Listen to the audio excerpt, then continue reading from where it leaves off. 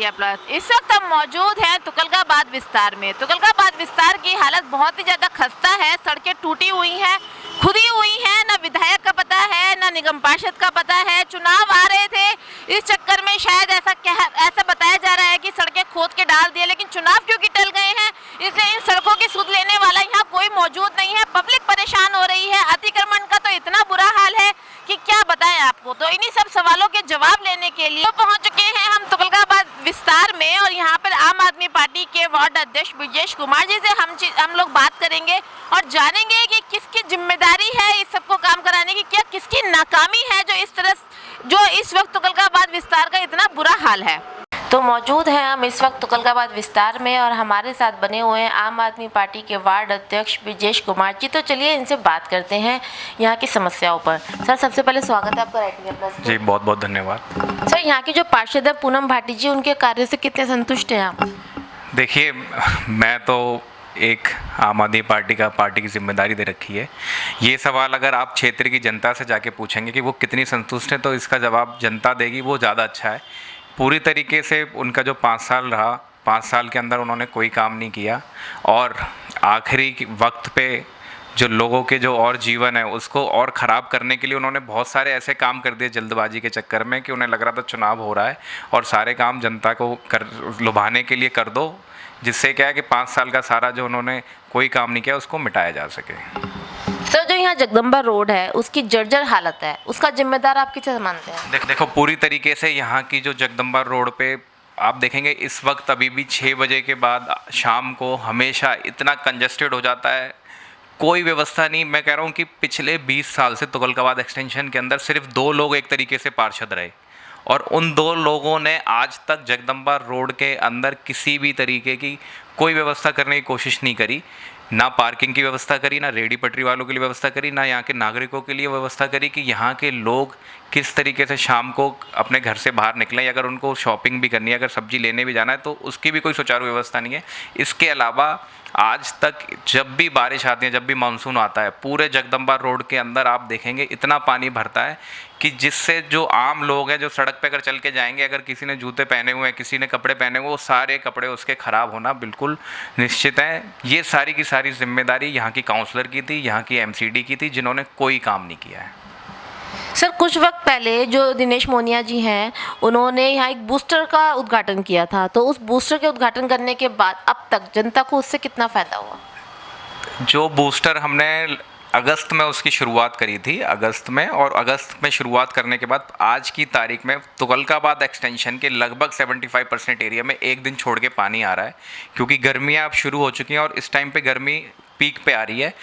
पहले बूस्टर के इनॉग्रेशन होने से पहले 2 दिन छोड़ के पानी आता था, लेकिन आज बूस्टर बनने के बाद एक दिन छोड़ के पानी आना शुरू हो गया। लगभग 75% एरिया में, बचा कुछ 25% एरिया उसको 1-1.5 महीना भी उसको कवर कर लेंगे।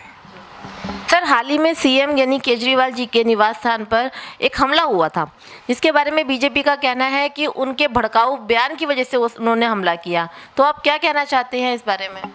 देखिए, बीजेपी वालों की तो कोई भी बात ना ही करी जाए तो ज़्यादा अच्छा है। उन्हें तो हर चीज़ के अंदर राजनीति करनी होती है।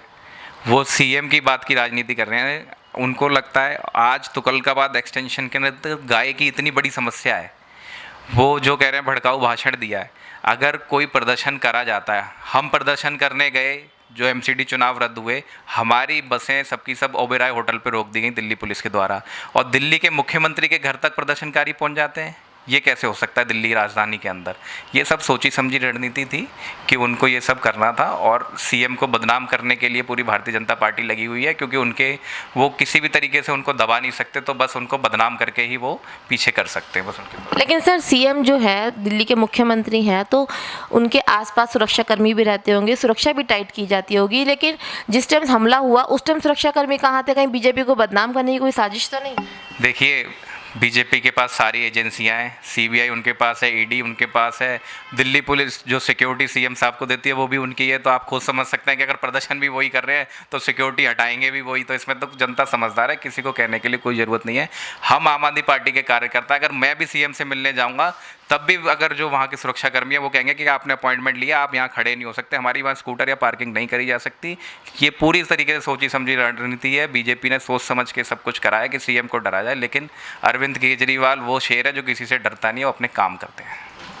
सर, द कश्मीरी फाइल जिस पे बहुत हद तक राजनीति हो रही है, आखिर क्यों है तो वो फिल्म ही? तो फिल्म तो बहुत सारी बन सकती थी, कश्मीरी फाइल पे क्यों बनाई इन्होंने? अब कश्मीरी फाइल का भी मैं कुछ हफ्ते भर पहले देख रहा था कि कश्मीरी पंडित जंतर मंतर पे धरना प्रदर्शन कर रहे हैं। आज तक उस मीडिया को कोई कवरेज क्यों नहीं मिली? मीडिया क्यों नहीं जा रही कि वो धरना प्रदर्शन कर रहे हैं? वो कश्मीरी पंडित क्यों कर रहे हैं? वो कह रहे हैं कि आपने फ़िल्म बनाई लेकिन हमारे को वहाँ पे बसाओ तो सही। माननीय मुख्यमंत्री जी ने सिर्फ यही कहा कि आपने फ़िल्म बनाई है लेकिन फ़िल्म से जो इतने पैसे कमाए हैं कम से कम उन पे खर्च तो करो, उनको वहाँ पे कश्मीर में जाके बसाओ। लेकिन इनके पास कोई मुद्दा नहीं है। देश के अंदर अगर आज बीजेपी को कोई रोक सकता है और उसका कोई जवाब दे सकता है तो वो एक ही आदमी है, माननीय मुख्यमंत्री अरविंद केजरीवाल जी। और उनको बीजेपी को पूरा डर है कि अगर सीएम साहब को किसी भी तरीके से रोका जा सकता है तो सिर्फ बदनाम करके, इसके अलावा काम में कोई उनकी काम में क्यों नहीं किसी तरीके से तुलना करते हैं? काम में तुलना करें तो इसी तरीके से सिर्फ बदनाम करने की कोशिश करी जा रही है। और सीएम साहब ने सिर्फ यही कहा था कि भाई आप जो इतने पैसे आपने कमाए हैं उस पिक्चर द्वारा आप उनको वहाँ बसाने में उन पर खर्च करें। सर, चुनाव टाल दिए गए, तीनों निगमों को एक किया जा रहा है इस बहाने से, तो क्या लगता है आपको, बीजेपी की साजिश है या कोई सोची समझी स्कीम? वही है कि अब उनके पास, जैसे आपने पहले पूछा था कि जब सीएम की सिक्योरिटी में सब कुछ कैसे हो गया, जब इनके पास पावर है चुनाव टालने की तो क्या सीएम की सिक्योरिटी हटाने की पावर नहीं है? सब कुछ है। बीजेपी पूरी तरीके से एमसीडी का चुनाव हार रही थी और इनको पता था कि जो 272 में से इनको 270 की एक आध सीट भी नहीं मिलने वाली है। इसी तरीके से इन्होंने पूरा यूनिफिकेशन का बहाना लगाकर उसके अंदर डिलिमिटेशन करके जिस तरीके से कि जनता को मुद्दे भुला दो, 1-2 साल बाद जब मुद्दे आएंगे भूल जाएगी जनता, तब चुनाव करा जाए, पूरी तरीके से हार के डर को देखते हुए इन्होंने ये फैसला लिया है।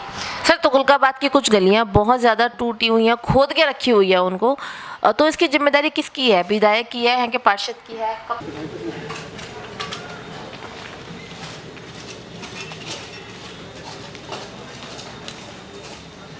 ये मैं आपको बताऊं, जब चुनाव की घोषणा होने वाली थी तब यहाँ की जो क्षेत्र की पार्षद है उन्होंने ताबड़तोड़ उद्घाटन करे। हर दिन कोई 2 गलियाँ 3 गलियाँ सारी तुगलकाबाद एक्सटेंशन की खोद के रख दी कि चुनाव आएंगे तो हम जनता को दिखाएंगे कि हमने आपकी गली बनाई है 5 साल बाद।